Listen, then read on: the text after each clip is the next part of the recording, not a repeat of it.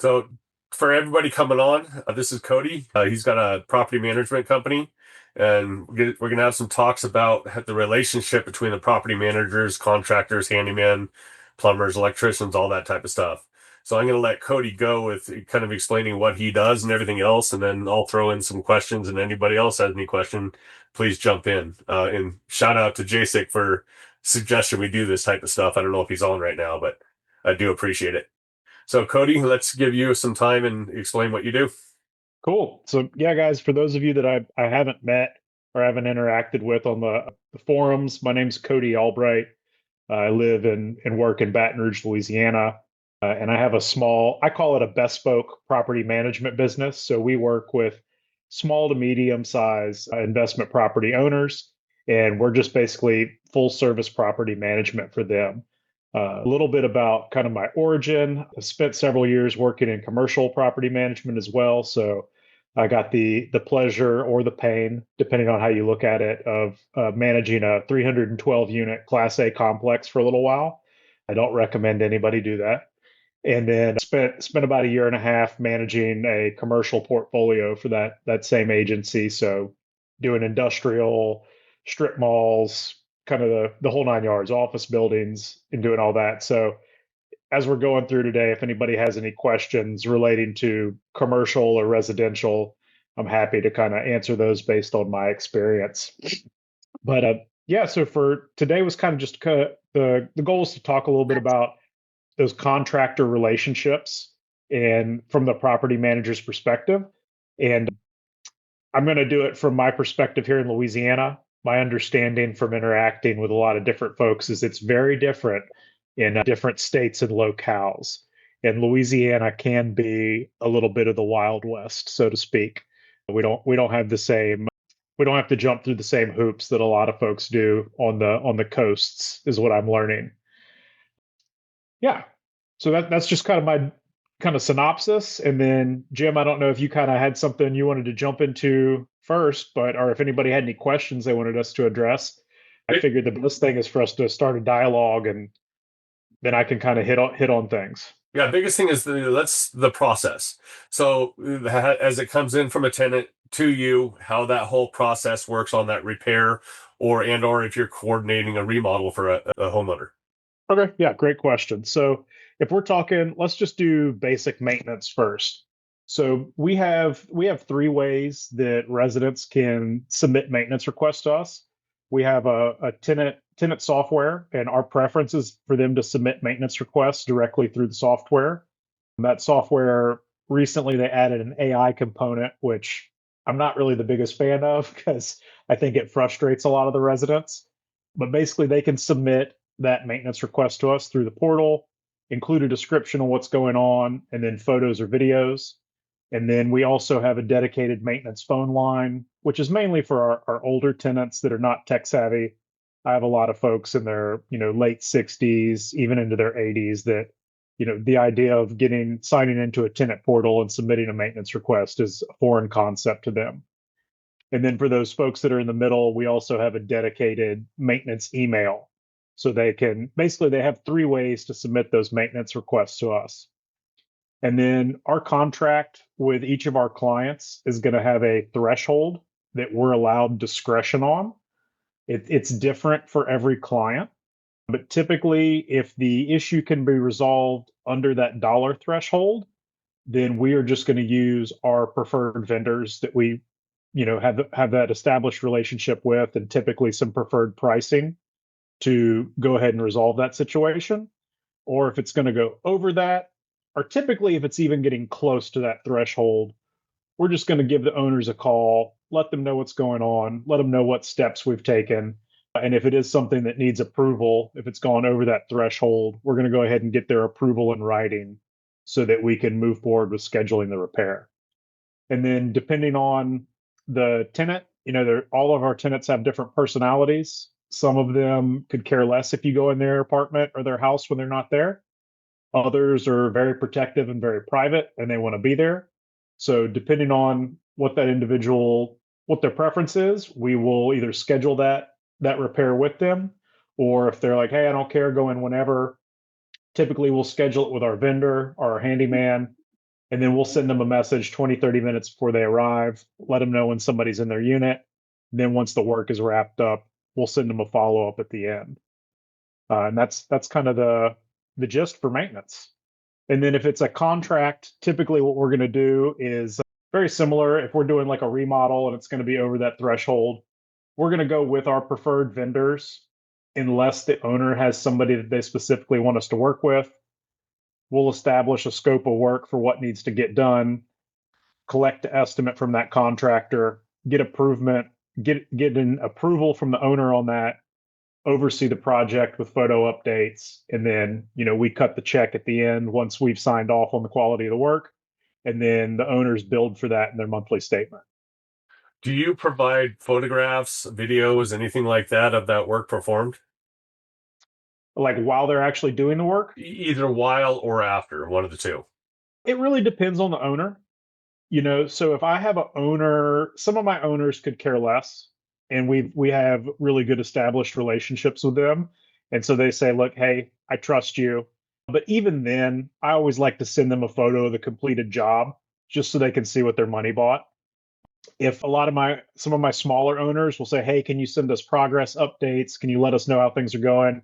And so we'll send them just daily updates, especially on a bigger project. So if we're doing a roof replacement, or earlier last year we had to basically tear out an entire living room on a pier and beam house, and so they ripped up the wood floor, subfloor, replaced all the floor joists, and then basically we went back, rebuilt all that while the unit was occupied. So I was sending them photo updates every day so they could really see the extent of the work. And that's a big bill. That's not a $500 repair.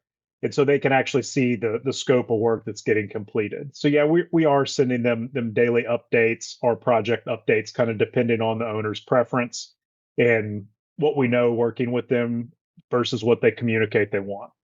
Yeah, I'm finding with starting my YouTube channel and doing all these lives and stuff on all these different things, I'm finding video is just a serious help.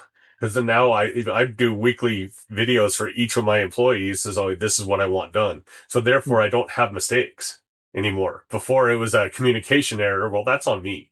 But now I have a video that shows, hey, this is what you're doing. No more Yeah. mistakes. It's definitely been a help. And I could see that for homeowners seeing that progress going, they're not worried about it anymore. They know you got it handled because they're just seeing a quick 5 minute, 2 minute video. I love that idea of doing that. One of a big thing I was trying to think about doing for my own properties is basically a property information sheet, either digital or just a booklet where you have the water shut off, the gas shut off, the where the electrical panel is, dedicated receptacles for extra power, stuff like that. Do you have those, or have you ever thought of doing that? Um, yes and no. So like for my own properties, yes, I know where those things are at. And for the properties that I manage, we kind of keep a running tally and notes. So like if we know for a fact, so I mentioned before we started the call, we have like a lot of 12 unit buildings that I manage. And so we know in those buildings that were built probably in the late 60s, early 70s, a lot of them don't have shut off valves on the water heaters. And so when a water heater rusts out, inevitably, we know we're going to be cutting water to the whole building. And so what we'll do is we'll just keep some stuff on hand that will allow us to address that emergency quickly. So we keep like some shark bite caps and things like that that we know fit that building. So whenever a water heater rusts out, we'll send out a message that says, hey, we've had a plumbing emergency. We're going to be shutting off the water for an hour. It should be back on, within the hour. And then we're going to follow up on when the water will be off again for, further repairs. But that allows like my handyman or even myself, I can get in there, I can cut the water to the building, I can cut the copper line and slap a shark bite cap on it, and that stops the leak, but it also allows us some time to, get the proper vendor out and get the repair made. And basically when we do that, that's when we're installing the shut off valve. Yeah, so the reason I'm doing mine is flipping a breaker. Most of the time, an electrical issue is just because a breaker got tripped. What they're Mhm. running, you don't know, but it's usually just flipping a breaker. So if you can have something to be able to explain to that tenant, all you have to do is turn it off and then turn it on. Yeah. That's the biggest thing, 'cause they just don't get it. And then definitely knowing where that water shut off, both the main and the main to the house and also the meter, because those Mhm. are two big things. You got to get that water shut off somehow. Because if that's Yeah. starting to flood, Yeah, and a lot, honestly, a lot of the properties that we manage are in like an older historical area, and they don't have shut-offs at the house. So it's like you're either shutting it off the meter or you're not shutting it off at all. And so I keep a water key, and so does my handyman. Like we keep a water key in our car at all times, just because if we get that call and we got to go, like we need to be able to turn that water off. see if that's the first thing I did if I purchased a house. If it didn't have a shut off of the property, that's quick and easy. That's the first thing I'm doing is putting that in. There's Yeah. no way I'm going to leave that to question. And I agree for my personal rentals, 100% agree. But sometimes when you make that recommendation to a rental property owner, they're not thrilled, with a $500,000 plumbing bill to put in that shut off, depending on the way their house is built. So it's Have you actually made them sign a thing saying this was recommended? no, I haven't because it's really as a manager, like we don't have a responsibility for the way their house is built. So we can make suggestions and we can make strong suggestions, but at the end of the day, it's their property, and we're going to do what they tell us as long as it's legal and ethical. Gotcha. What Do about you routine maintenance? Changing filters, you leaving that all up to the tenant? It really depends on the owner. My suggestion to the owners is don't leave it to the tenants, because I have yet to meet even the best tenants I have that are like Johnny on the spot with that every 3 months. And so my thing is like, look, pay the handyman for 30 minutes of his time to go swap your air filter because it's a lot cheaper over the long run than you replacing an entire HVAC unit 2 to 3 years early, because somebody just clogged up the filter and worked the system to death. Especially here in South Louisiana, like our AC systems are running March through November. Right. So the ACs get a workout. And so that I always encourage them to do that or to put it under contract with an HVAC vendor to, come out and service that unit annually, clean the coils, change the filters, quarterly. Some of them let us do it, some of them don't. And so it's just a personal preference for them. But that's always my recommendation to them is that you let us put it on a quarterly contract. And then I also tell them like, look, it's if you're paying, $50 for somebody to go swap the filter, you're essentially getting a filter swap with a free property inspection. Exactly. That's Because exactly what I'm because doing. because I'm not sending my HVAC vendor to change a filter. I'm sending my handyman. And my handyman has a vested interest in these places not getting trashed because then he's the one that has to turn it over on top of all of his regular work. So usually we can kind of get a little bit of a status report, just hey, how are they taking care of the house? Was there a pet? That my question is always like, hey, was there a pet in there? Because people will definitely try and sneak pets in, and it just kind of gives us an update on how the property is being cared for. If I, as a manager, haven't had a reason to go in there on a regular basis. Yeah, I'm doing the exact same thing. It's quarterly. I'm going to change the filters.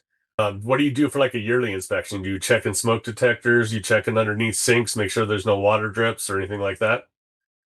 So we use our handyman for that. So typically we will do an annual inspection for somebody if they want it, but that is a small upcharge. But typically I'm finding I try to set eyes on properties at least once a month. And so just a drive by at a minimum.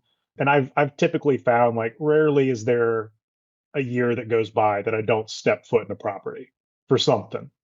So it could be just like I'm on the property and I'm talking with a tenant and I'm able to kind of peek in and see what the unit's looking like, or there's a small maintenance issue that I need to go put eyes on before we call somebody out. And that's when we can kind of do that. And if we see things if you see something that's like doesn't look good, like we're going to communicate that to the owner, like, hey, we went in, we did a property inspection, house is really nasty. You might want to think about doing a non-renewal on this person, and then we'll kind of let them make that decision based on where they're at. Especially with some of my medium-sized multifamily owners that I work with, they're sometimes they'll let a crappy unit go because that person's been there forever and they know they've known the unit is in bad shape, but that person just renews year after year after year after year. And they just know eventually when that person does move out, they're going to have to do a full top to bottom turn on it anyway. So basically, we try to guide the owners and provide them with good information so that they can make the best decision for their property and their wallet. That's a good segue. So how does a turn look? Good one or a bad one? Both. So I'm going to do a turn tomorrow morning. And so basically, as soon as I walk in the unit, after somebody's moved out, I'm gonna take pictures of everything, general condition, and then obviously any damage I find.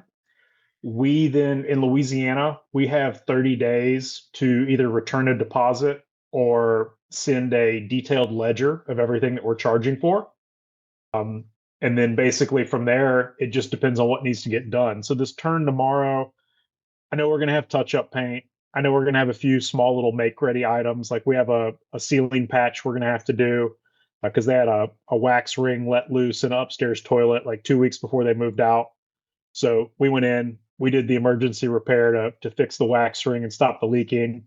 And I just informed them, I said, look, you guys are moving out in 2 weeks. Like it's not worth it for me to have a drywall guy come in here and make a mess while you guys are packing everything. So basically, we'll go in, we'll document the condition of the unit. If it's within our threshold, I'm just going to go ahead and schedule my painters to come through. If I need any make ready work, I'm going to schedule my handyman or a specific vendor. And then as soon as that work is completed, we schedule our cleaners to come in. Once the cleaners are in, we advertise it for rent.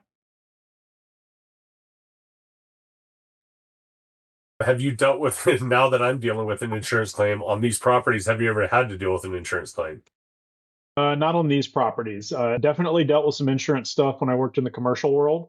And like you and I were talking before the call, commercial versus residential can be a little bit different. The commercial claim that I was telling you about was very litigious and involved, lawyers and independent auditors and the whole nine yards.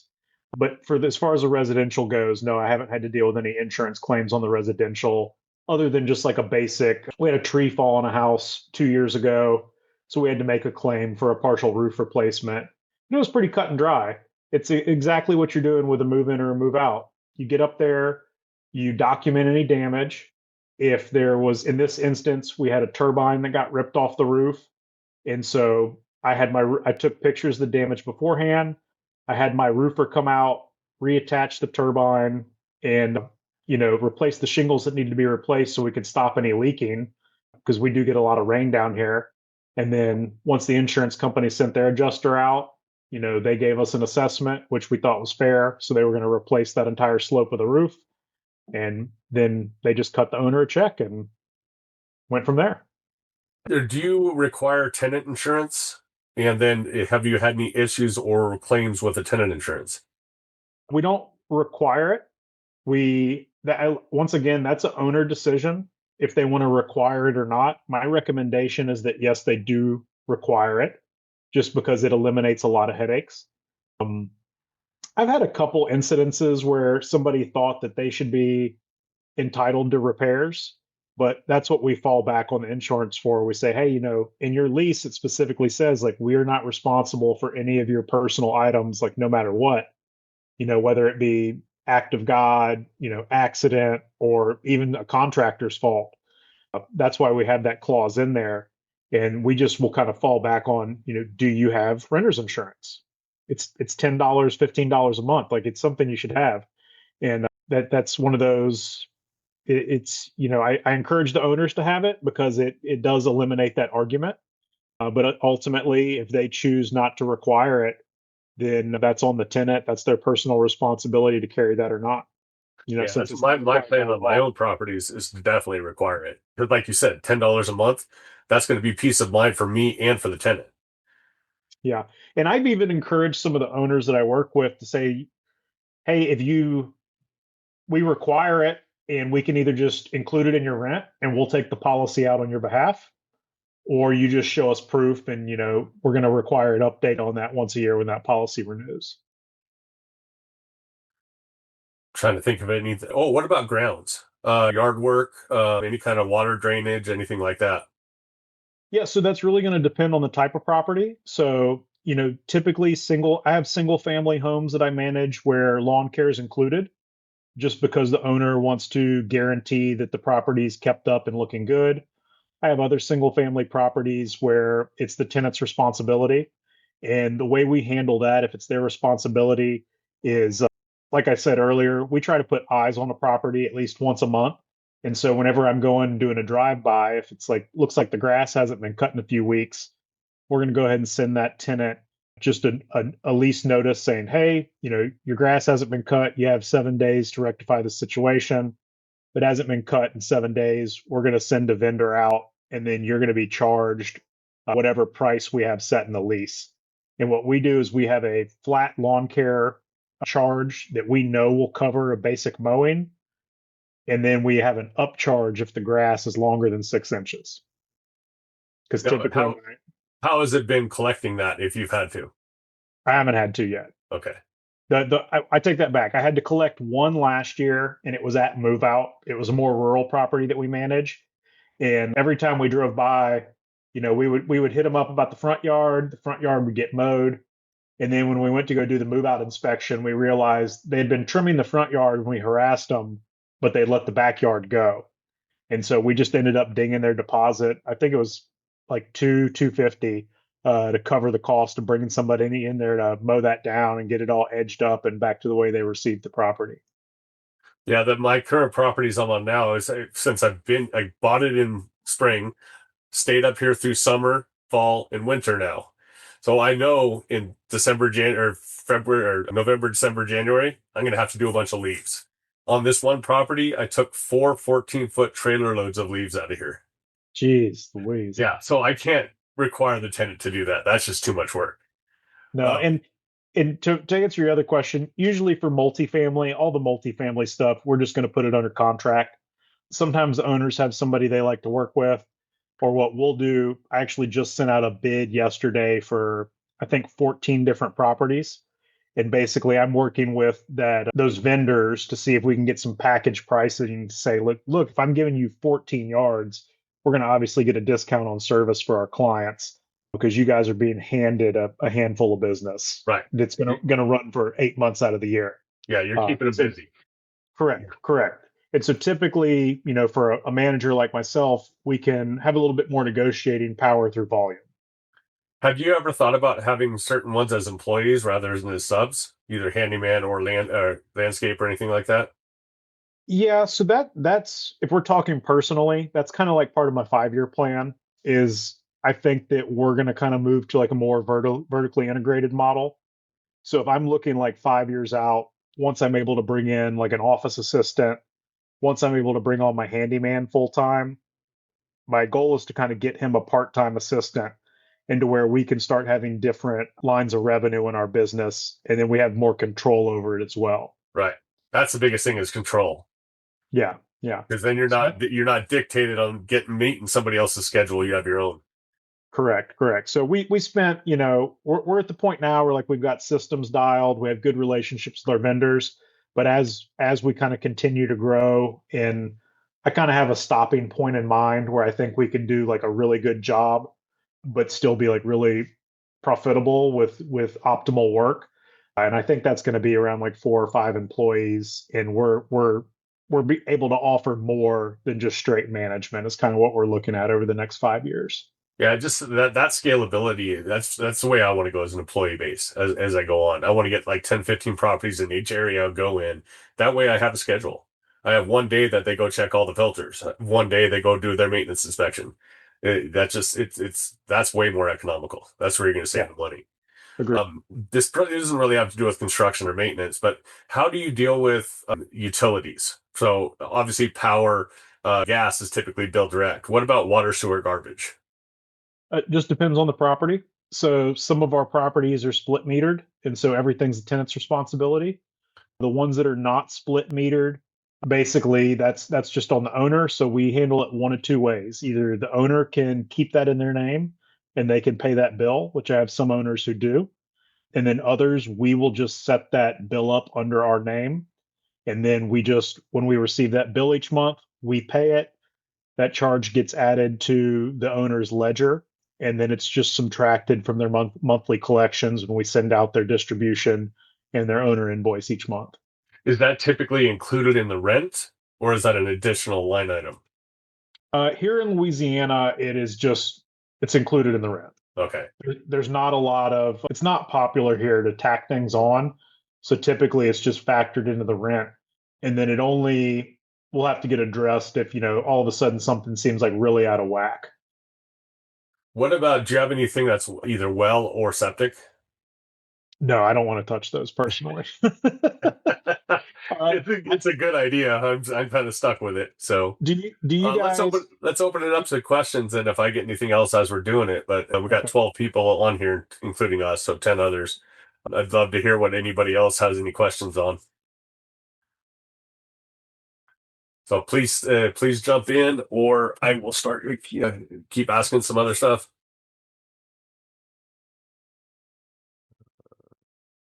Well, it's quiet today.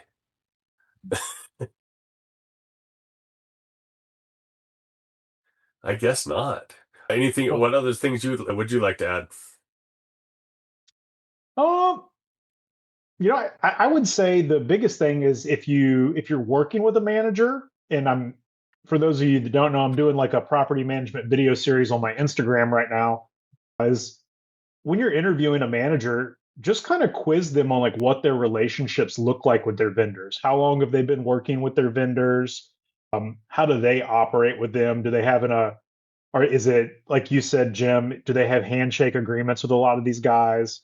Do they have established hourly rates with them, or is everything being bid on a per job basis? Those are all things I want to know. What's their plan for after hours emergencies regarding maintenance? And just kind of quiz them on how they're handling those things, what their philosophies are, and what their relationships look like with their vendors. I would also want to ask them about, like, tell me about some projects that you've overseen for the different owners you're working with. Also, tell me about some of the projects that you've done with these different vendors. Vấn Um, đề vô với em. Sorry, sorry, sorry, so sorry. that's what I would throw in, and if you're interviewing a manager or talking with them, just to get a better idea of what their vendor lineup looks like, how long those relationships have been established. Is this a new plumber they've only been working with for a year, or has they been working with this person for 3 or 4 years, and have they replumbed a whole house for them, and have they also done small tiny repairs here and there? Because I always tell people I might have 5 plumbers I'm going to call, but I'm going to call them for different things. Like, I have a guy I'm calling for a sewer line. I'm not calling him to fix a leaky faucet. I have another guy that, like, if it needs a magician, if he needs to like tear apart an old building and rejigger all the drain lines and everything and make it work, like, that's who I'm calling for that. And I have different guys for different stuff depending on the scope and the type of property we're dealing with. Actually, that brings up another. So appliances, how are you handling those? Because appliance repairs get extremely expensive, extremely fast. So I'm very thankful that my handyman is pretty well versed in appliances. My advice to owners almost always is get the simplest, least fancy appliances you can get, because those are usually the easiest to repair. If it's ever goes beyond the scope of what my handyman can handle, we have some references to some other appliance repair guys. But thankfully, up to this point, we get a lot of dryer belts that snap. You get ice makers that go out. You get a control panel and a washer, a control panel and a dishwasher that goes out. And so if you have a good handyman who, knows how to do some research on YouTube, you can usually get stuff fixed for 100, $150. And then sometimes I'll just have to tell owners, it's like, look, in this instance, I can call my handyman out. We're probably looking at 100, $150. I don't know what the part is going to be, but we can make a decision now to possibly have a $200 parts and labor repair, or we can replace the whole thing for 400. And then I Exactly. can I can let them make that decision. And then if we have to do a replacement, that's when we're going to make a recommendation on what the replacement should look like. That would be the same for a water heater too, correct? Because you have the gas valves, you have different things. Actually, that brings up another point with the water heaters too. Are you actually doing a flush each year? No, no, I only have one owner that does annual flush. And I will, oh man, I'm on my iPad right now. On my phone, I have a picture of a water heater we pulled out the other day. I think it was from the 60s, and it looks like a depth charge from World War II. Yeah. It's an old Ream low boy water heater, and it's like steel, and it's got a rounded top, and that thing's older than I am, and I'm 42. So, you know, Yeah, but for no, those that don't know, if for especially for electric water heaters, you really need to flush them. Don't do it if they're old, because they'll start leaking. But if yeah. they're newer, flush them because you're basically making it very inefficient. You got to get that stuff away from those elements. So what's your opinion on everyone says don't do disposals in rentals? What's your opinion on that? Don't do disposals. Don't do disposals. I will tell you, like my handyman loves disposals, loves them because he's like, man, he's like, that's $75 in my pocket. He's like every time, and he's like 9 times out of 10, it's somebody had a broken dish, and a piece of that dish just got in there and clogged up the flywheel. He's like, I pull the power and dig down in there, and he's like, pop it out. He's like, I usually have it fixed in less than 10 minutes. Yeah. So I would say don't do them unless you've got a Class A property where you're making really good rents and you can afford those little knick-knacky things like that. Yeah, that'd be my recommendation. Don't do them. Yeah, I'm on septic and I don't want them putting a bunch of stuff down that drain. Yeah, So what about ice makers? For because like California, we're now required to supply a refrigerator. We have to. interesting. Most of my Class C properties don't have ice makers. Uh, some of the Class A properties do have them. I probably swapped 3 ice makers last year. All of them were at Class A properties. I think let your property be your guide. If somebody's renting an $800 a month apartment, they don't expect an ice maker, you know. But if somebody's renting a $2,000 a month house, they probably do. So it's just based on the class of the property and kind of what's expected in your area. And I would just let that be your guide. And you can always purchase a ice maker compatible refrigerator without the ice maker. And then when you're showing it and advertising it, if that's a common thing is, oh, you don't have an ice maker, you go buy one for $80 and put it in 30, 45 minutes. Like it's Yeah. not hard to do. But I would say typically no, unless it's a nicer property. Yeah, see, it was more expensive for me to get one without an ice maker than it was to get the one I got. So I went ahead and put it in. Yeah. And I would say if anybody is looking at appliances, definitely get hooked up with your Lowe's and Home Depot Pro desks, set up a pro account, and usually you can get, minimum 10, 20% discount on appliances doing like an order through the pro desk. And so that's a easy way to save some coin when you have to replace those appliances. With those 89 units, have you tried to systemize any components of when you're doing rehabs, doorknobs, any fans, lights, whatever? No, because it's all different owners. So every house and every building is going to have a personality. We do, to the best of our ability, try to systemize it across properties. So like if I was mentioning we have like a lot of 12-unit complexes, we're going to typically try to do the same thing in each one in terms of finishes. So like for that owner, like the paint scheme is systematized at all of his properties. So we know when we go in to do a turn, it's like, hey, we got ballet white flat on the walls, we got horizon gray trim, and then we've got another, I forget the name, the color swatch, but then we have another gray for the cabinets.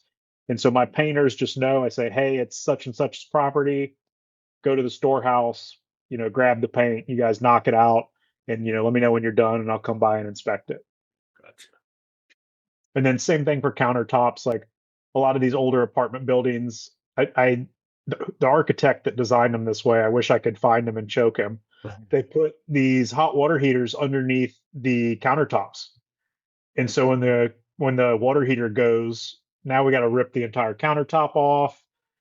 Sometimes, take the cabinets apart to get it out. So we have a systematized, like, this is the countertops we're using at these buildings. Like we know all those things, but not across the whole portfolio that we manage, just because they're different properties, different owners. Is there a certain property or anything else that would be the most difficult to deal with? How do you mean? I mean, just single family, multifamily, just in general. What is your hardest property you've had to deal with and why? Good question. D class multifamily. D class multifamily. So I have I call it a 12 unit complex. It's technically three fourplexes all right next door to each other. And it is the biggest hassle for me for multiple reasons. One is it is a lower income complex, which comes with its own unique problems. I'm happy to talk about that if anybody wants to know more about that. It's an older building and it has a ton of deferred maintenance. And so when something goes wrong, something goes like really wrong. It's not that, oh, we've got a tiny leak. It's that a cast iron drain line rusted out on the second floor, and now we have to cut open the entire stairwell, patch in an 8 foot section of PVC, and then deal with all the mitigation from that. And there's just a lot with those buildings that have been neglected for so long, and with the lower rent rate. It just seems like the maintenance is never ending. And so it's like call after call after call, and it can be death by a thousand cuts for me and for my maintenance man. Are you dealing with Section 8 too, or just We don't touch Section 8. none? Okay. Yeah. Have you tried to in the past, or No, I'm really not interested in doing it. Our market specifically here, there's like a very strong dividing line between Section 8 and not Section 8. Unfortunately, we do have in that space, there are a lot of slumlords. And so I just don't really want to dip my foot in that. And I would personally prefer to work with somebody who has to have some skin in the game as a tenant. So if they're having to come up with the money to pay their rent every month, whether that be through working or, Social Security or whatever their income source is, I've just found those people easier to, negotiate and work with than somebody who's receiving this voucher and doesn't typically have skin in the game. I don't want to stereotype, but do you see a correlation between um, income bases and amount of work that has to be done on a property? I don't know of a better way to put that. The honest answer is yes and no. There are, there's, if we're just being honest, like there's great tenants in every asset class, and there's super crappy tenants in every asset class. Um, I have a lady at that building I was just talking about that's like my biggest headache. She rents an apartment for $700 a month. She lives on a fixed Social Security income. My guess is that her monthly rent and utility bills are probably half of what she gets, just based on what I know. And that apartment is spick and span. Like anytime I get a call from her to go in there, like I go in there and I'm like, man, I'm like, this place is nicer than my house, just in terms of like the level of like upkeep. And she just has that pride in where she lives. And I have a lot of tenants like that are very low income, and they have beautiful apartments, beautiful homes that they really take care of. And then right next door to them, I have places that are completely trashed, that the owners know they're completely trashed, and they're just like, look, as long as they stay and they pay on time and they're not causing damage to the units around them, like we're just going to collect our checks until they leave. I've So had I've had more issues with higher income people on remodels than I have blue collar. Getting paid sometimes is not easy. And that brings up another question too. For your part of it, how hard is it to deal with both tenant and homeowner as far as payments, getting payments for remodel or repairs, remodels, so on and so forth, or any of that type of thing? so from the tenant side, obviously all we're dealing with them financially is we're collecting rent and late fees and then any lease violation fees that we might charge. You have your frequent flyers, your people that are regularly late. And as a manager, I found you have to kind of develop a strategy for each one and each person's personality. You know the people, or you get to know the people that are full of bull and they're just feeding you a story every month because they haven't managed their finances. And then you get to know the folks that the majority of the time pay on time, but typically once or twice a year, they're going to run into some sort of issue and they need a little bit of leniency. On the owner's side, the way things go is basically we're taking any charges that come out of their monthly collection. And if it's a project that's larger than what we're going to collect, then we're just going to require upfront payment prior to giving the contractor the go ahead. So they're going to have to give you some money so you can put it in the account so you can pay as you go. Correct. So you get that upfront estimate and say, here's what we need, and we're not going to start the work until this money's in the account. Correct. I like that process. Communication's a big thing. I did this generational talk with somebody, and communicating with seniors, communicating with Gen Z, all the different age groups, Gen X, all that stuff. You have to talk to each one of them differently. Have you seen that as a challenge, both tenant-wise and owner-wise? I found it's more of a personality thing. Like obviously each generation is going to have a preference. So it's like for my senior citizens that are in units that I'm managing, like I'm making a phone call because that's what they're comfortable with. Yes. And they like that phone call or even a face to face. So if it's something where they're going to be like inconvenienced for multiple days, typically I'm going to try and show up and have a face to face with them, clarify some expectations, let them know who's going to be coming, hours they're going to be working, things like that. Um, if it's my younger tenants, typically it's all going to be communication through our tenant portal because they can tap away on their phone and do it that way. And then if it's somebody in the middle, it just kind of depends on that personality as to kind of what I know about that resident and how I can basically set them up and set my contractor up for success and minimum headaches. This was great. I really liked the way this turned out. So, any final comments on this? And I'll kind of stop the recording and see if anybody else wants to chat about other stuff. I mean, my biggest thing to people since we're talking about, dealing with contractors is like clear communication. Contractors are not interior designers. They can give you an opinion on, lean on them for best construction practices.